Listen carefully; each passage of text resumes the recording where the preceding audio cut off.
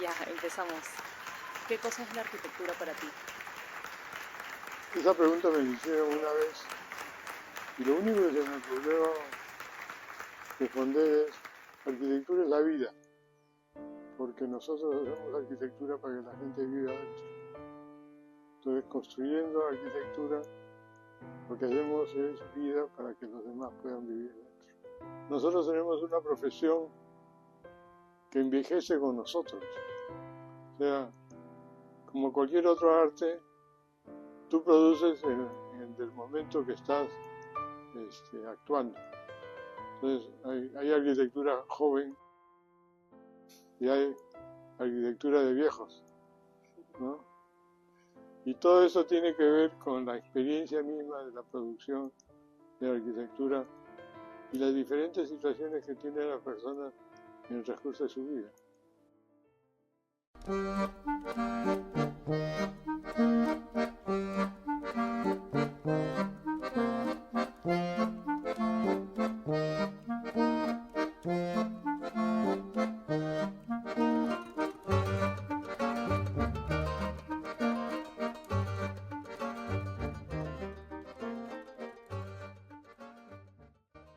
Cuando me puse el problema de tener que enseñar un taller, decidí que lo que tenía que hacer para enseñar era hacer un simulacro de oficina profesional. O sea, a los que entraban recién, enseñarles a agarrar el lápiz, hacer un levantamiento, modificar, hacer plano municipal. Al del segundo semestre, hacer pequeños arreglos urbanos o cosas por el estilo. En otro nivel, hacer cosas, edificios aislados, vivienda, servicios y finalmente conjuntos y un diseño urbanístico. Todo como un proceso.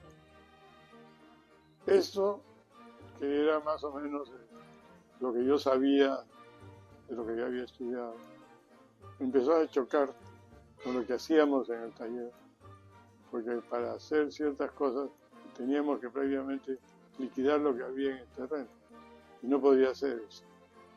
Tú no puedes entrar con un bulldozer y arrasar todo con el pretexto de eso es viejo, eso es malo. Y ahí empezó la crítica. La crítica siguió con el descubrimiento de las capacidades del lenguaje de la ciudad.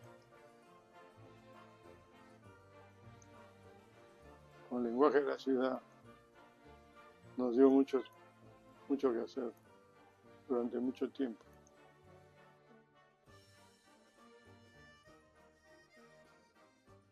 Pero sucedió que los alumnos empezaban por la fachada para hacer su proyecto, lo cual no podía hacer.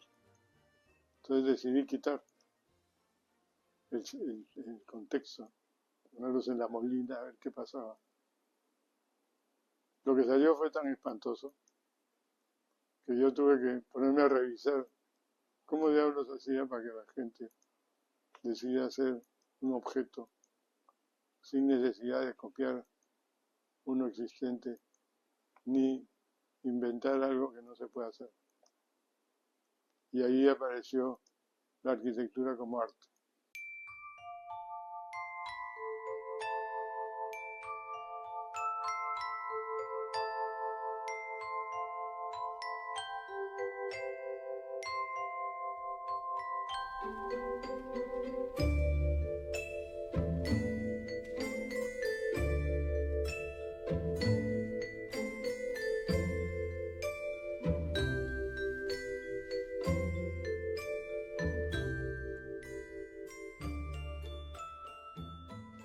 Me pregunté cómo hacían los pintores o los escultores, dónde estaba, digamos, la chispa que generaba el objeto. Entonces ahí inventamos metáforas. Y era el proceso simplemente de construir algo desconocido a partir de cosas interiores que no tenemos y que era absolutamente arbitrario, cosa que en el racionalismo estaba prohibido. Entonces, a partir de ese invento, se transformó todo. Segunda coyuntura fue ¿por qué tenemos que coger un pedazo de ciudad? Porque la ciudad tiene cosas que no se pueden transformar porque no tienen contexto, no. Un aeropuerto no necesita contexto. ¿Qué es un aeropuerto?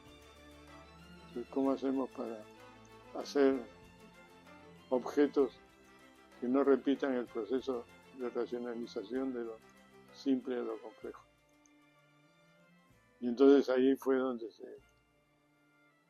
se dividió el taller en dos partes. El taller de preparación y el taller vertical. Cuando nos dieron el básico, se completó porque en el básico lo que hicimos fue armar todo el proceso que tiene la ideación de o sea, el proceso que empieza en el cerebro del diseñador y acaba en el objeto construido. Una vez que está claro cómo se hace el asunto, pasamos a la ciudad, de ahí pasamos a la imaginación y finalmente ya aparece la complejidad de la arquitectura para alumnos que ya están preparados para imaginar cosas dentro de la ciudad sin tener necesariamente que copiar lo que existe. Y si lo copian, hacerlo a voluntad. Y ese es el método. Simplemente hacer una primera parte, en lugar de pedirle el primer día de clase que nos hagan una cocina, por ejemplo. Y el alumno copiará la cocina de su casa. Podemos poner una cocina cuando estén en el primer día del taller vertical e inventarán una cocina. Porque lo importante no es lo que tú aprendas uno tras otro, sino lo que aprendas al acabar tu carrera. Porque en general en la Facultad de Arquitectura lo que se hace es empezar con el mismo método, empezar con la cocina y acabar con la ciudad. Y eso no es posible. Además, hacer una cosa muy pequeña es tan complicado como hacer la ciudad. O sea, el tamaño de los objetos no revela la complejidad del cerebro humano. Y el problema no es los objetos, el problema es el cerebro del diseñador. Comienzo simplemente, se me ocurrió un camino y de ahí en adelante, bueno, conforme han pasado los años y las experiencias, hemos ido cambiando y cambiando y cambiando. Yo siempre digo que los cambios no los hemos hecho nosotros, los han hecho los estudiantes. Porque lo único que hemos hecho nosotros es aprovechar todo lo productivo que ha habido en la imaginación de los estudiantes para ir haciendo los cambios que merecía el estudio o la enseñanza de la arquitectura. 50 años después, esto es lo que hay.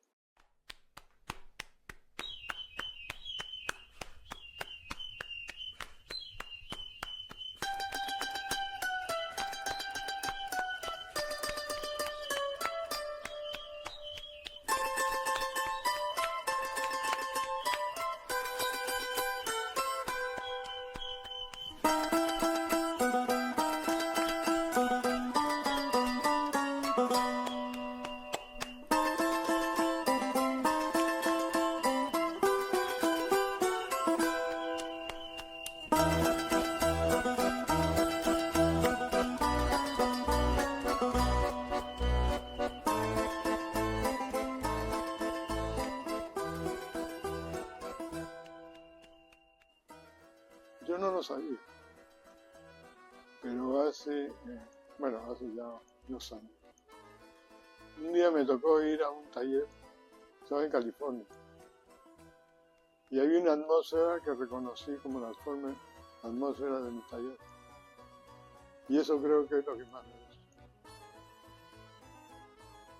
porque eso tiene taller. ¿Qué cosa es? No sé, está en el aire. El taller tiende a ser una especie de cofradía, de gente que comparte unas ideas que son prácticamente una especie de conclusión personal que cada uno tiene, que coincide a lo largo de la carrera. Es un pensamiento, es una manera de comportarse, es una actitud frente a las cosas, es una búsqueda de ciertos elementos. Todos somos un poco cómplices. Yo no puedo decir qué es, simplemente está.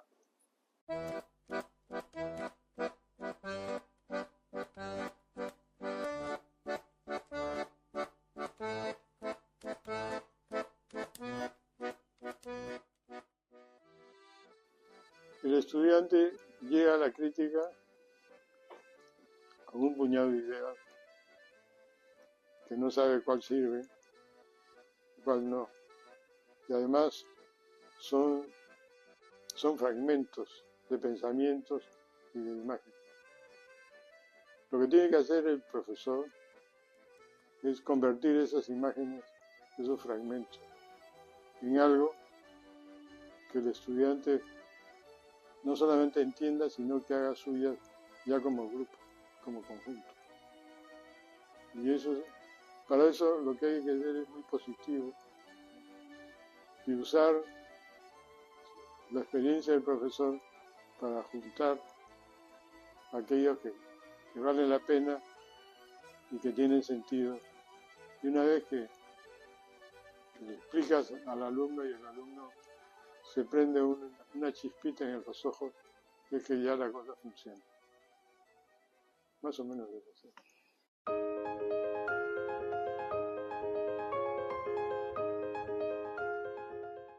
Para empezar, me interesa que sean inteligentes. Que tengan imaginación, que sean positivos con los estudiantes, cosa que a veces me equivoco, porque yo no estoy encima de los profesores para que expliquen, pero cuando me entero ya es otra cosa. Y me interesa que sean solidarios con los chicos, que un profesor no meta sus ideas en la propuesta de los estudiantes, sino que sean las ideas de los estudiantes autónomos. Bueno, pero claro que son estudiantes y la diferencia entre un profesor y un estudiante es que el profesor puede ver eso ya armado y el estudiante no sabe en qué va a acabar. Una de las cosas importantes del profesor es que tiene que alentar al estudiante a no perder la esperanza de armar su pensamiento propio, de que todo lo que hace resuelva simultáneamente su problema y el del proyecto, y que no se desespere. Pero para eso necesita debe haber una cierta complicidad entre profesor y estudiante. En términos más simples, el profesor tiene que ser positivo. Mira, yo no sé incluso si tengo método. Mal puedo ponerle nombre a lo que hago. El otro día dije una cosa que me pareció que podía decir en ese momento, es que me interesa que el estudiante, después de que haga su trabajo, sea feliz. Creo que eso es más importante.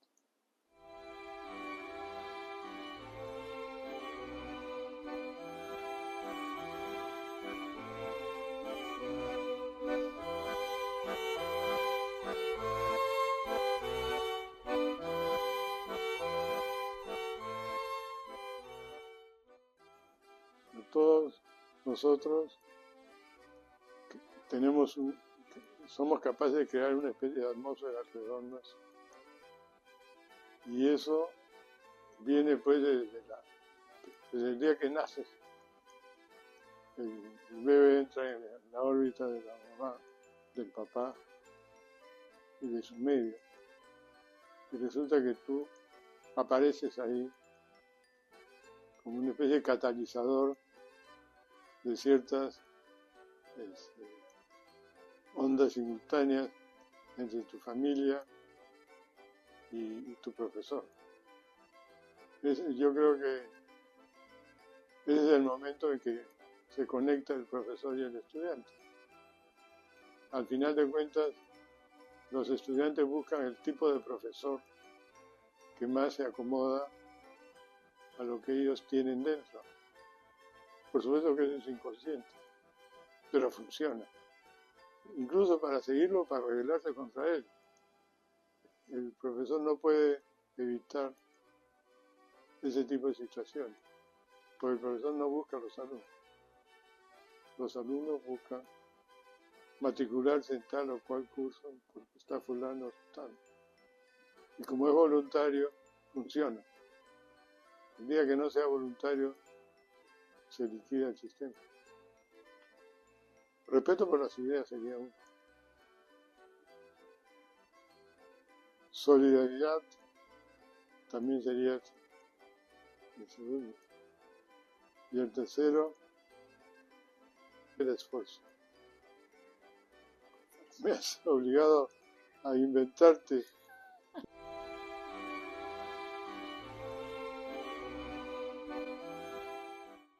El proyecto no se construye para construirse al exterior. La construcción es interna. Por eso se dice que un proyecto enseña más una vez hecho que antes, ¿no? Sea por desaprobar el curso o por cualquier otra razón. Pero yo creo que la enseñanza es personal, es interna. Porque la arquitectura no está en lo que está fuera de uno, sino dentro. Y lo que nosotros hacemos es darle algún tipo de método para que el estudiante saque de adentro lo que tiene, que ni siquiera sabe que lo tiene. Mira, solo son profesores aquellos que en el taller la han pasado bien. Uno de los éxitos del taller es haber producido esa enorme cantidad de profesores que están en todas las facultades, sobre todo en Lima. No sé qué cosa es, pero sí funciona, sí hay una complicidad. Es como reconocer a los hijos de los militares que andan con los zapatos brillantes, o estudiantes jesuitas que todos tienen cara de santurrón. ¿Qué cara tienen la gente del taller? No sé. Pero sí hay una comunicación tácita. Vamos con la primera categoría, docencia, arquitecto Juvenal Baraco. Se procede entonces a realizar la entrega de esta condecoración, de este premio internacional de la Federación Panamericana de Asociaciones de Arquitectos. Estos premios 2024.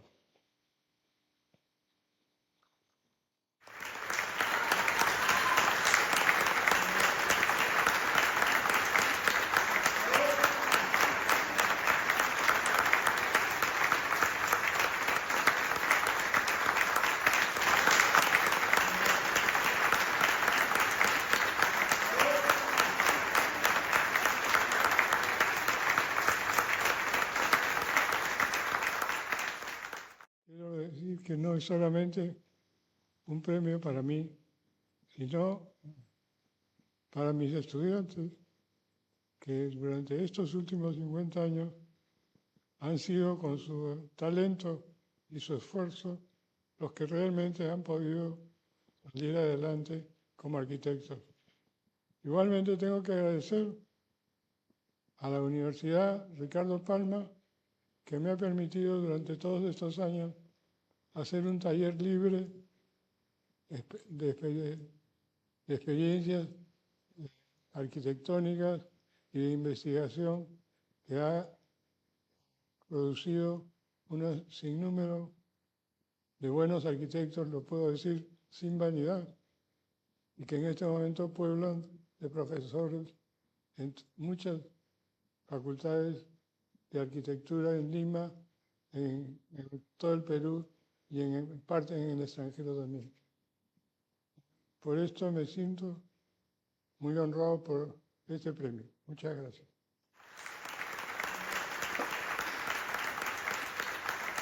Empiezo saludando y agradeciendo al Colegio de Arquitectos por esta iniciativa igual y por supuesto agradeciendo también a Juvenal. Con él empezamos esta linda profesión con la convicción de que la arquitectura transforma a sus usuarios y entonces resolvemos necesidades pero también generamos emoción, ¿no? Y ahí vamos, en este reto. Ha sido, digamos, un honor ser alumnos de Juvenal y creo que, bueno, estos reconocimientos son más que nada, yo creo, unos retos, ¿no? Nos ponen una responsabilidad para mantener el espíritu de investigación, de mejora y tratar de ser mejores arquitectos cada vez. Gracias. Para mí fue una sorpresa, porque ya yo he participado en tantos concursos que he desarrollado una especie de callo respecto a los resultados. A veces funciona, a veces no funciona. Los aplausos fueron una sorpresa total. No me imaginé nunca que me iban a aplaudir de esa manera. Lo más sorprendente que ha sido en un mes de diferencia 2 veces. Francamente no. Supongo que ya, como estoy viejo y un poco maltrecho, es un poco el remordimiento de todos los demás por muchas cosas que han dicho y han pasado. Pero en fin, así es la vida. Tienes que tener cierta edad para que... uy, caray, ya se va a morir. Aplaude. Niego su sacrificio más, porque las 2 veces que ha sucedido eso han sido gente distinta. O sea, por lo menos son 300, 600. Mira, que me recuerden es suficiente. Cada uno le pondrá el adjetivo que quiera, ¿no?